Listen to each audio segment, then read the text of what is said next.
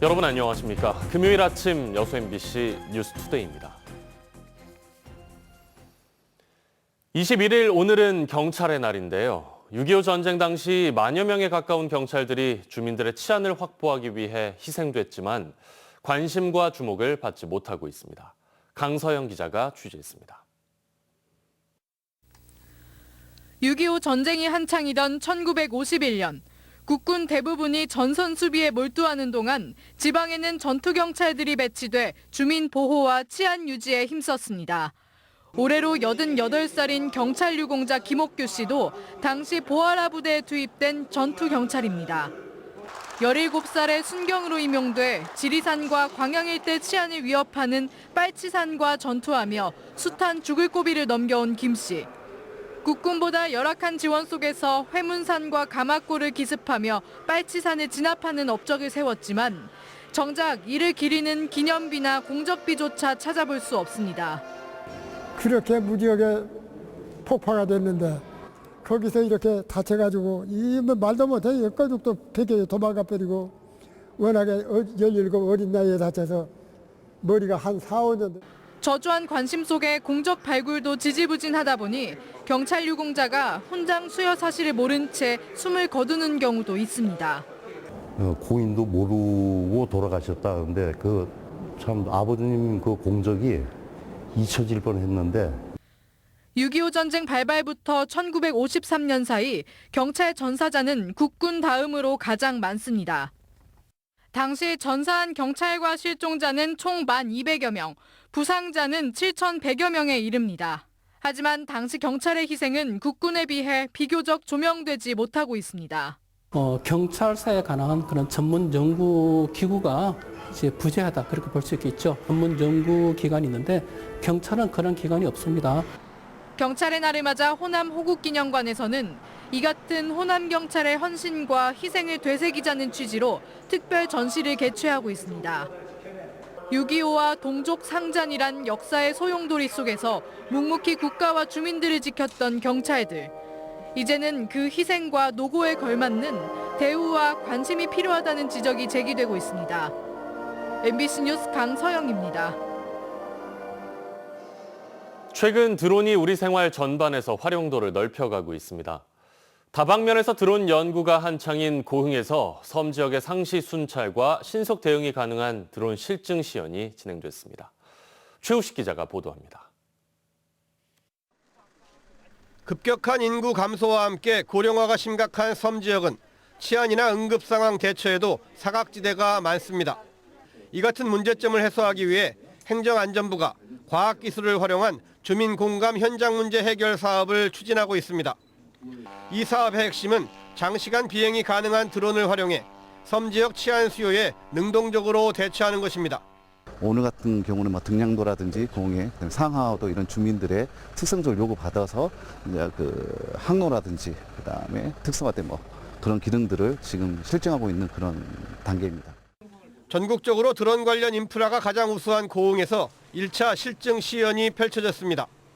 이 사업에 참여한 대한항공 측은 가솔린 엔진과 배터리로 2시간까지 비행이 가능한 특화된 드론을 선보였습니다. 순찰에 필요한 카메라와 경광 등, 비상 대응에 필요한 탐조 등과 스피커도 장착했습니다.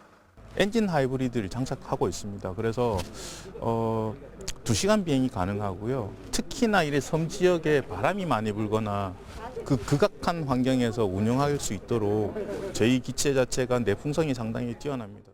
비행 중 현장 상황을 실시간으로 경찰 통제센터로 영상을 전송하는 영상 보안 전달 시스템도 적용됐습니다.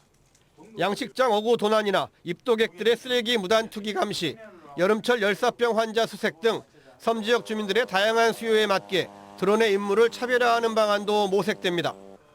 행정안전부는 내년 상반기까지 치안 드론 상용화를 위한 기술 개발과 실증 단계를 거쳐 신안군 등 섬이 많은 지역으로 적용 범위를 확대한다는 계획입니다. MBC 뉴스 최우식입니다. 여수 금오도 해상교량 건설 계획에 대해 시의회가 환영의 입장을 밝혔습니다. 여수시의회는 어제 전남도의 금오도 권역 교량 건설 사업의 추진 계획과 관련해 꾸준히 요청해왔던 지역민들의 오랜 수건 사업이 드디어 결실을 거뒀다며 크게 환영했습니다. 또 전라남도가 금오도 해상교량 건설 사업에 소요되는 예산 2천억여 원에 대해 50대 50 분담 비율을 조속한 시일 안에 확정하고 조기에 착공할 수 있도록 적극 나서야 한다고 강조했습니다. 부동산 시장이 얼어붙으면서 새 아파트를 찾는 수요도 함께 줄고 있습니다. 고분양가와 대출금리 인상 등이 맞물리면서 위축된 분위기는 당분간 이어질 전망인데요. 유민호 기자의 보도입니다. 최근 3개월간 전남 동부권에서 분양한 아파트는 여수 3곳과 광양 2곳입니다.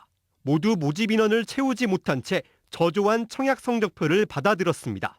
여수에 들어서는 한 아파트는 169가구를 분양했는데 21명만 청약 통장을 썼습니다. 공사 현장과 바로 맞닿아 있는 곳입니다. 재건축을 위해서 이렇게 집을 비워놨는데 주변에 또 새 아파트가 들어서는 겁니다. 열기가 식은 건 아파트 입지가 영향을 주기도 했지만 분양가가 주변 시세보다 높고 금리 인상으로 대출이자 부담이 커졌기 때문입니다. 분양가보다 높은 가격, 이른바 프리미엄을 노렸던 투자 수요부터 썰물처럼 빠져나갔습니다. 유예지 투자자들이 좀 있었는데 그게 없어졌다는 거. 투자자가 아예 없고 또 이제 실수요자 위주로는 거래가 되기는 하지만은 이제 거기에 비해서는 공급량이 또 많다 보니까 청약 후 실제 계약으로 이뤄지지 않는 경우까지 포함해 고스란히 미분양 통계로 잡힐 것으로 보입니다. 지난 8월 말 기준 여수와 순천 광양의 미분양 아파트는 1,701가구입니다. 원래 전라남도가 매달 소재지와 사업자 등을 세세히 공개했으나 시행사의 반발로 자료 게시를 중단할 만큼 분위기가 가라앉았습니다. 업체에서 여러 번 항의 전화 왔다네요. 그냥 안 올리고 유튜브에 보고 하는 걸로. 미분양이 쌓이면 자금 사정이 열악한 지역 중소건설사 등을 중심으로 부실 위험이 커질 수 있어 면밀한 관리가 필요해 보입니다. MBC 뉴스 유민호입니다. 순천시가 신청사 건립을 추진 중인 가운데 발주 방식 변경이 검토되면서 시공업체 선정이 2달가량 늦어질 전망입니다. 순천시는 최근 신청사 시공업체 선정을 위한 입찰 공고를 취소하고 통합발주 방식에서 분리발주로 변경을 검토하고 있으며 이는 당초 분리발주가 원칙인데다 업종별 협회와 지역업체들의 공사 참여를 늘리고 예산 절감을 위한 조치라고 밝혔습니다. 이에 따라 순천시는 올 연말까지 변경된 방식으로 조달청에 발주하면 내년 초 입찰 공고가 날 것이라며 2달가량 시공업체 선정이 늦어질 것이라고 덧붙였습니다. 올해 처음으로 순천만에서 천연기념물 228호인 흑두루미 600여 마리가 관찰됐습니다. 순천시는 순천만에서 흑두루미 조사가 시작된 이후 처음으로 지난 19일 오후 600마리 이상이 집단으로 관찰됐다며 장거리 이동을 마친 흑두루미들이 갯벌에 내려앉아 휴식을 취하며 먹이 활동을 하고 있다고 밝혔습니다. 이에 따라 순천시는 차량 불빛 차단용 울타리 설치와 철새 지킴이 활동을 본격적으로 준비하고 있고 인근 주민들에게도 추수를 서둘러 줄 것을 당부했습니다. 요즘 LP판을 들으며 추억을 곱씹는 분들 많으시죠? 희귀 레코드판을 비롯해 다양한 음악 프로그램을 체험할 수 있는 LP 음악 충전소가 담양에 문을 열었습니다. 남도의 대표적인 관광지 담양에 또 하나의 즐길거리가 추가되면서 관광객 유치는 물론 원도심 활성화까지 기대되고 있습니다. 한신구 기자입니다. 지난 1970년대 전 세계적인 열풍을 일으켰던 그룹 비틀즈의 오리지널 앨범, 엘비스 프레슬리와 존필 등 국내외 유명 가수들의 열정이 서린 레코드판. 옛 담양 청소년 문화센터의 둥지를 튼 담양 LP 음악 충전소에서는 이처럼 광주 MBC가 소장했던 희귀 레코드판을 포함해서 3만여 장의 LP와 CD 5천여 장을 만날 수 있습니다. 추억을 갖고 계신 분들 그리고 LP를 사랑하는 모든 분들이 오셔서 LP의 성지가 됐으면 좋겠습니다. 담양읍 도시재생 뉴딜 사업의 일환으로 시작된 LP 음악 충전소는 특히 담양의 다양한 문화 관광 자원을 알리고 LP를 통한 다양한 음악의 역사 그리고 시대를 풍미했던 가수들의 오리지널 앨범을 통해서 다양한 아날로그 감성을 접할 수 있습니다. 이 소리가 LP에 담겨 있는 것이고 이 소리가 영상강의 출발점이 담양에서 출발해서 전국으로 펼치고 영상강 끝에까지 잘 어울려지는 그런 공간이 되기를 정말 희망합니다. 담양군과 광주 MBC는 앞으로 한국 대중음악의 변천사를 살펴보는 다양한 음반과 음악 전시, 그리고 축제품과 농산물 등 지역 자원과 연계한 라이브 커머스 등 다양한 프로그램을 통해서 관광객 유치와 함께 쇠락했던 원도심 활성화 사업을 추진합니다. 지역적인 활성화를 만들고 또 많은 관광객들이 좀 지역을 찾아올 수 있는 그런 기반을 마련한다 해서 저는 다행으로 생각합니다. 중로공과 메타프로방스를 비롯한 풍부한 관광 자원으로 연간 700만 명이 다녀가는 남도의 대표적인 관광도시 담양에 추억을 아로새길 수 있는 음악 충전소가 곁들여져서 또 하나의 볼거리를 제공하고 있습니다. MBC 뉴스 한승입니다. 여수 중림지구 도시개발 사업의 이익금을 지역에 환원해야 한다는 주장이 제기됐습니다. 최무경 도의원은 어제 임시회 도정질문 자리에서 전남개발공사가 개발하고 있는 중림지구의 총 분양가는 8,700억여 원, 개발 이익은 4,500억여 원으로 예상된다며 막대한 이익금을 도민 복지 향상과 지역사회 발전을 위해 환원해야 한다고 주장했습니다. 최 의원은 또 중림지구의 거주 인구가 3만여 명으로 예상되지만 119 안전센터와 병원 부지 등이 부족하다며 안전과 복지 공간을 확보할 것을 주문했습니다. 여수광양항만공사가 동남아 지역 컨테이너 항로를 유치했습니다. 여수광양항만공사는 운항선사 CNC의 신규 컨테이너 항로를 유치해 1,800TU급 선박이 매주 한 차례씩 광양항에 기항한다고 밝혔습니다. 항만공사는 신규 기항에 따른 물동량이 연간 최대 2만 5천 TU에 달할 것으로 전망했습니다.